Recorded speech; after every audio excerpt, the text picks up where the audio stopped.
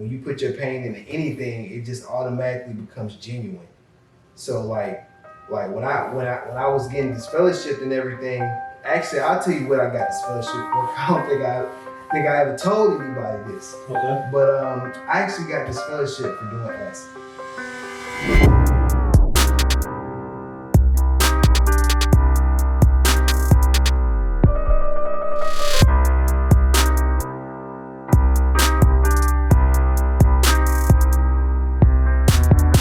Got my boy Jeremy in the building. Ooh, yes, sir. What's up, my guy?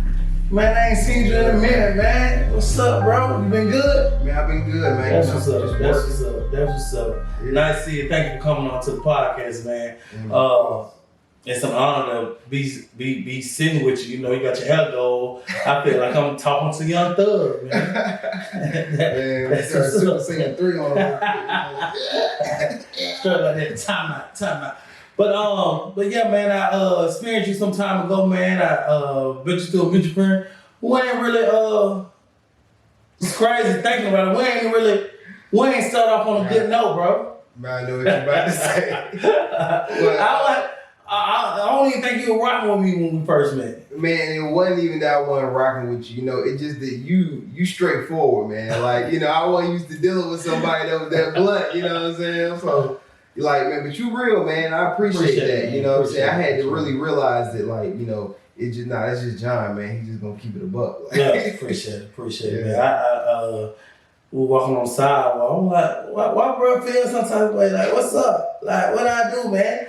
I'm just trying to be great and enjoy this art show. You see what I'm saying? But yeah, man. We turned out, we rock tight, you know what I mean? You're a cool dude, you know what I mean? But not to be talking about all that, man. So you a witness, man. Let's talk about that, man. Like you when I met you, you was a Jehova Witness.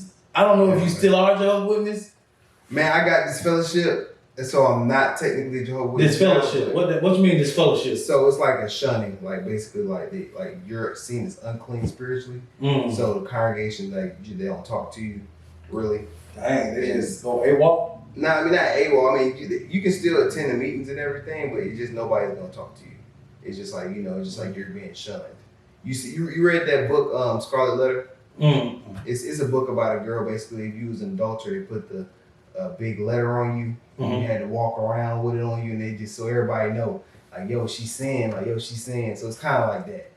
Like, you know, it's like, you know, I'm D'd up. I got. So that's interesting. I was talking to someone. I know someone who was actually a witness, and she have kids, and I know her son. She got I know her son was about to graduate high school. So when I saw her, I was like, "How you doing?" And she said to me, "Who?" I said, "Your son. How your son doing?" She was like, "Who?" And then when she said "who" for the third time, like, "Oh, what you talking about?" She was like, "Who?" And she's like, "I don't know. I don't know him." It was like she disowned him. So that's what disfellowship means? I mean, I don't know. It happens sometimes, man. You know, like people make big sacrifices for God. You know what I'm saying? Like. So, I mean, I don't know who you're talking about. So parents will cut off their kids for the sacrifice? Yeah, man.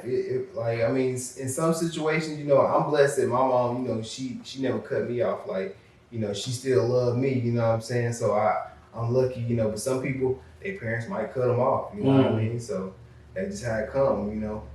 But So you when you got this fellowship, did that affect you?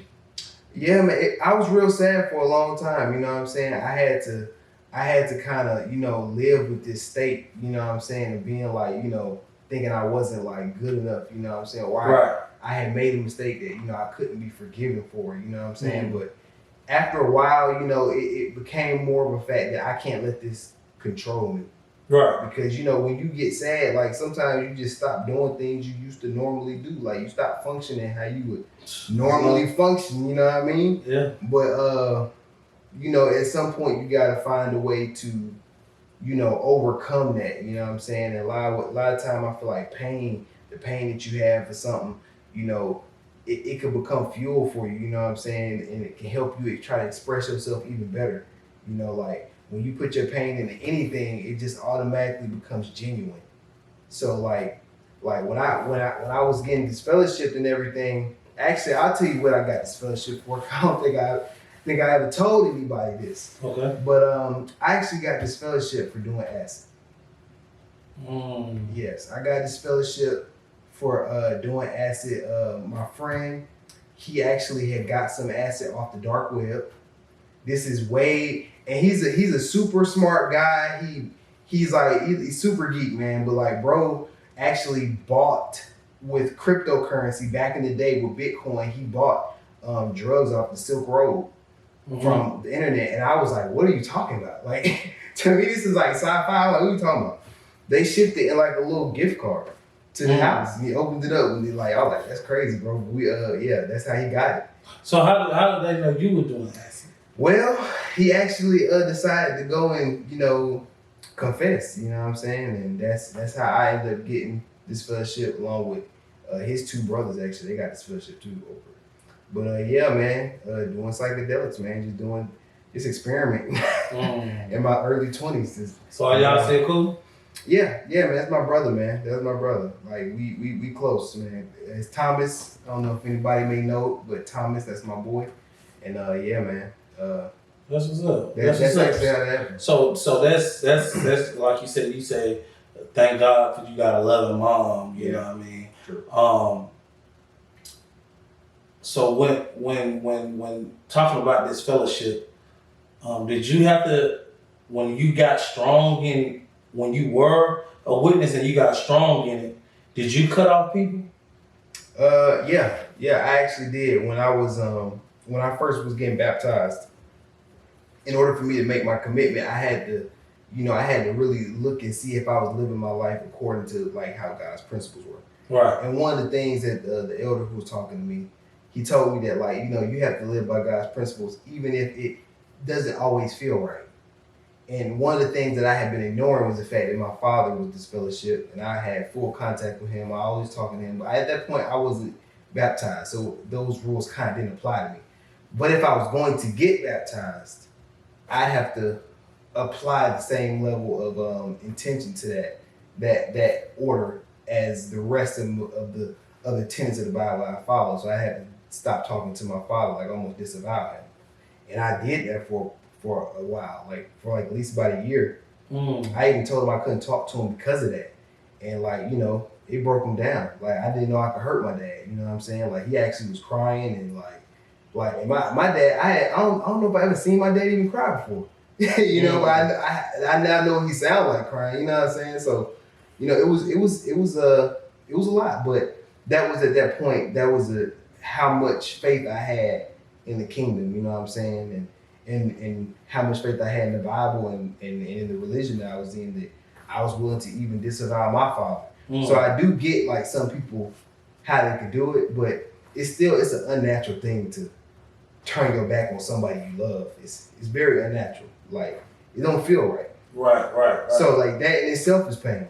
So you know what I'm saying? You're always going to be living with some sort of pain, in that sense. Like either pain from being limited on who you can speak to. So like it's like how I did with my father. Or, if like let's say somebody was like wanted to do something and they couldn't do it because of their beliefs. You know what I'm saying? Like you want to be a rock star, but you can't be a rock star as a witness because you know what I'm saying? Like that's not the lifestyle that we're trying to live by. So, it's a lot. It's a lot of pain. Depending on What you said it was your first time in, you didn't think your dad could cry. I mean, you know what I'm saying? Like he was a tough man, but it's just the fact that I didn't know that I had the power to make him feel that way. As a kid, but as a kid, when you were a kid with your father, you never think that you can make your father sad like that. You know what I mean? Like, because you never come into a situation where you have to. You know what I'm saying? I mean, for the most part, at least, like I know some people have different relationships with their fathers. My father was a good one. You know what I'm saying? For the most part. Every father's good for the most part. We all going through some of our own personal stuff. And talking about fathers, you're a new father. I am, man. Congratulations, brother. Yeah, man. I'm a good father for the most part. For the most part. Yeah. How old is your son now? My son is 1. He's about to be 2. Terrible 2. Yeah, man. That's a little so joke bad, man. That little joker bad, man. But I love him to death, man. Like that's my heart. That's my little twin. You know what I'm saying? Because he look just like me. You know. Yeah. What y'all call him? Bubble. Yeah, man. That sound like his real name is. That sound like he got a sippy cup in one hand and a bat in the other hand, and just ready to. Nah, that's him like to the T, bro. And he said his real name is Zaire. Yeah, Zaire. Okay. That's my son. That's what's up, bro. That's what's up. And you about to get married as well. Yeah, man. I love you, Hannah. That's my baby. Okay. Yeah, we gonna tie the knot, man. On 2. Quad. No, not quad 2. It's a lot of twos though. 2/22/22. Yeah, on February 22nd. You know what I'm saying? That's what's up, bro. On the year 22, man. That's a lot of twos. That's what's up, bro. That's what's up, bro. So going back to this witness, what did you do after you got this fellowship? Did you go into a rage? Did you I know you said you were sad for a long time. Out of that sadness, did you conquer happiness? Or out of that sadness, did you go and do something you thought you would never do? Yeah. Like some caught your interest. So let's talk about that. So basically, when I got this fellowship, I started I had a different outlook on life, because for the first time in my life, right, I wasn't beholden to anybody else's rules. Like it was me leading me at that point in time, and I was like, okay. So now the blind leading the blind. The blind leading the blind. Hey, but I was, you know what I'm saying? I was blind, man, because I was very, I say like I'm almost shielded from the world, since I was so like tight into this religious circle, you know what I'm saying? So I dealt mostly with people who was also at worship with me. So it was like, so it was different being out in the world by myself and making decisions on my own and making decisions without, having somebody come to me or try to guide me or try to lead me, or I was going off my own stuff. So man, I got really, like I said, I was sad for a while, man, like a good while. And then that sadness, that like it became something different, because it came from my spirituality. Mm-hmm. It wasn't like I was sad because I had lost a family member. It was like a sadness of feeling like I was unclean almost. Mm-hmm. So I actually, when I felt that way, me and a friend had started working on the staff. And I had found a staff in the city, and then me and him had started working on it, and it became a whole thing. We ended up fighting over it twice. It actually is what birthed my brand, KNGSTX. Mm-hmm. This feud between me and him with that original fighting over that staff and then building it together, and then me just continuing creating more staffs after that fact. Right. And that became like a conduit for my pain, because it was such a spiritual thing that happened to me in my depression. Not depression really, but my sadness of losing that clean state, which I thought was with God. I made a staff, mm-hmm. and now this was almost serving like as a spiritual like object, because Moses carried a staff. Right. Typically, whenever somebody was in exile, they had a staff. Mm-hmm. You know what I'm saying? The staff is a spiritual like object, like a conduit to God almost. So like in creating staffs, it became almost like a spiritual thing with me, because I carved God names on the sticks. You know what I'm saying? I put all this time and energy into them, spinning them, creating them and stuff like that. And it became almost like therapy for me with my art, being able to express myself. And, I love it. I love it. Like, you never know what will be the thing that you'll just be like, okay, this is for me. You know what I'm saying? But like when it comes, then you know what I'm saying? That this is something that is completely unique, not completely unique, because over time, everybody's had a staff over time, you know what I mean? Yeah. Like this was the first tool of man. So, it's... So have you ever got any comments like, what is he doing with that? Like, oh, he's crazy. Yeah, man. The number one comment I get is that voodoo? Is that voodoo? Is that voodoo? Not per se. Okay. Here's the interesting thing that I've learned over time is that voodoo, we all hate voodoo almost. Like most people look at it and be like, oh, that's like, that's black magic, that's slave magic. You know, a lot of people look at voodoo, but that's actually the remnants of the religion that came with us from Africa. Voodoo. Voodoo. And it's Ifa in the continent of Africa. It's a religion that came with us and it was taught to the slaves. They had no written text. All they had was oral stories. And they passed it on, knowledge of the land, knowledge of herbs, knowledge of roots. They passed all this stuff on, word of mouth. And then you have all these the Christians who are our enslavers, who are trying to teach us Christianity in order to take our minds so that they could control us. Because if we worship the same God as them, then we can say, oh, well, Christ gonna save me too. But nah, he ain't saving the black folks.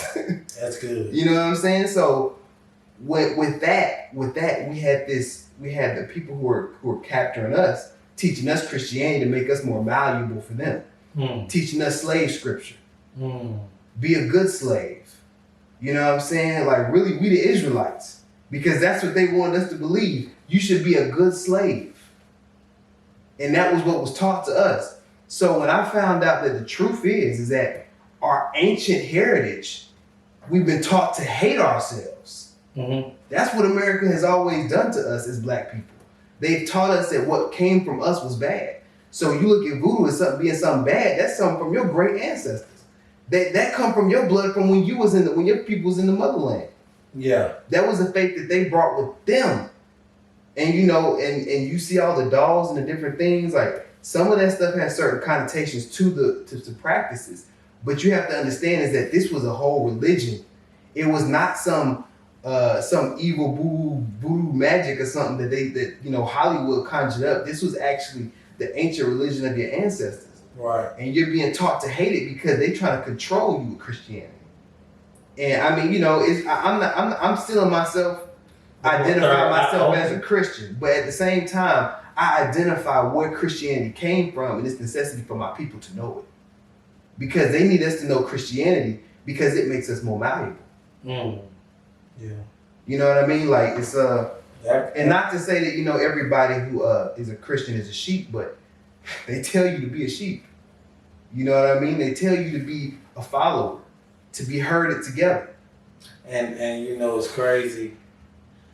I always said this, a lot of people, you're a sheep, but you're not really serving God, you serving your pastor, that's your God. You see what I'm saying? That's for what I see. You know how many people put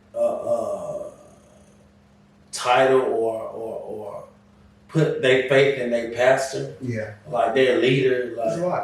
Like I understand the Bible say, your leader is your leader and go to him for answers and all that. Cool. But like the folks I see be praising their pastors and leaders and like they almost celebrities almost. And here's the one thing, I'll say something good towards what you're saying, because here's the good thing about that. As a black man in America, the only way you can come up through the ranks is if you're a Christian man, married to a woman. You see, that the reason why they tried to make us more valuable is because they want to listen to us more if we have their sensibilities. So, it's not such a black and white thing anymore in today's culture. I feel like the main person in our culture that was black men who used Christianity was somebody like Martin Luther King, who used Christianity to be a tool so that he could speak to other people of other races, coming on behalf of God. Because without God being your ambassador, they're not gonna listen to you, nigga. Right. Hey, you know what I'm saying? Without God being the person you speaking on behalf of, they don't want to listen to you. So for us to even be heard in this country, our ideology had to be tied to something that meant something to them, to the people who ultimately enslaved us at one time. So, I still believe in my heart of hearts that Christ was a real individual, but I know that he was not trying to save my black ass. When he died on the cross, he wasn't thinking about, you know what I'm saying? He wasn't trying to save me, you know what I'm saying? But even if his sacrifice helps me as well, I can accept that and be grateful for the sacrifice of Jesus, you know what I'm saying? Because his sacrifice was a sacrifice for all men. You know what I'm saying? So with that being said, I still have a tie to Jesus as a savior, because it's just not the fact of how they used his word. It's the fact of his word. Why I am how I am. Without Jesus's direction and the Bible's direction and what I was learned as a Christian, I may not be the individual I am today. You know what I'm saying? I may not try to turn the other cheek. I may not have the sensibility to be like, yo, I should do the right thing in this situation. I may just go with what's more beneficial for me. So, you know, I definitely do appreciate the teachings, but I do understand where it originated and why it was so important for us Black people to know. And if talking about Israelites,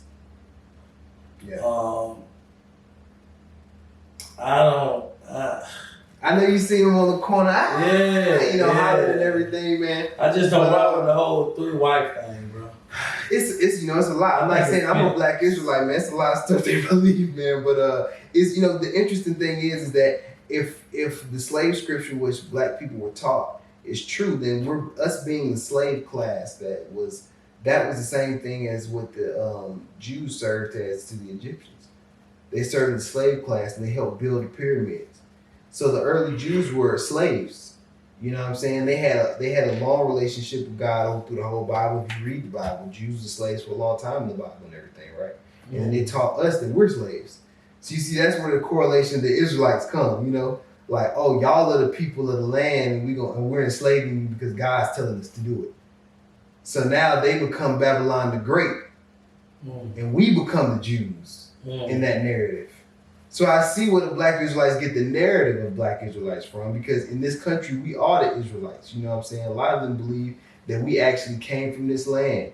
A lot of our people during a voyage may have made a voyage to this land. So I can't knock everything they saying if they empowering Black people. Right. If they empowering our word, they empowering us to continue, building and having fellowship with one another. I wouldn't actually at this point in my life say anything about any religion to say that it's just all bad because of the fruits that it may yield. You know what I'm saying? As long as you're not some crazy cult or something, like if it's giving you peace and happiness, like I feel like you should praise who you're gonna praise. So do you think you I don't know if I asked you this already, but do you think you're going back? I've been thinking about it, just because, like when we be in this fellowship, actually a lot of my family still don't speak to me, like just because, I'm this fellowship. So I do think about going back sometimes, but at the same time, I feel like I have a lot of freedom the way I am now. And if I went back, I'd have to change a lot of things about myself, about my life. And, I may be ready for that. I may be ready to cut my hair, but I may not be ready to cut my hair. I may be ready to cut my beard, or I may not be ready to cut my beard. Some of these things is like very shallow, but it's your self-image. You know what I'm saying? Sometimes you don't want to change the way you look just to fit in. You know what I'm saying? So that's real. Yeah. So I mean that's how I feel about it at this point in time. But maybe if God has it in His will for me to come back, He might soften my heart to the idea. But right now, I like the freedom that I have as an individual. That's good. So what's next for you? Man, like I was saying earlier, the NFT, man, I'm going to try to push that super hard, man. I'm going to try to work on creating these NFTs for people to be able to have these dope cards and play this game that we creating. And, pushing my staffs, doing more art shows, just, raising my kids. I mean, if you want me to keep going, everything, man, getting married, you know what I'm saying, to my beautiful fiance. I got a lot of good stuff coming up, man. I'm excited for it. So That's what's up. Yeah, man. Yeah, definitely. Well, I just want to say I appreciate you, for coming to sit with me, man. You're an awesome individual, and your mental and your outlook on things is very, very intriguing. Appreciate it. Again, thank you for coming on to the podcast. Let the people know where they can follow you at. You can follow me at KNGSTX, KNGSTX. or you can follow me on my main Instagram page, Jeremy T. Hampton. Jeremy T. Hampton. And that's my boy. But yeah, I want to leave y'all with this, man. In order to solve the problem, you must first identify the root of your problem. This your boy Jay, and I'm signing out.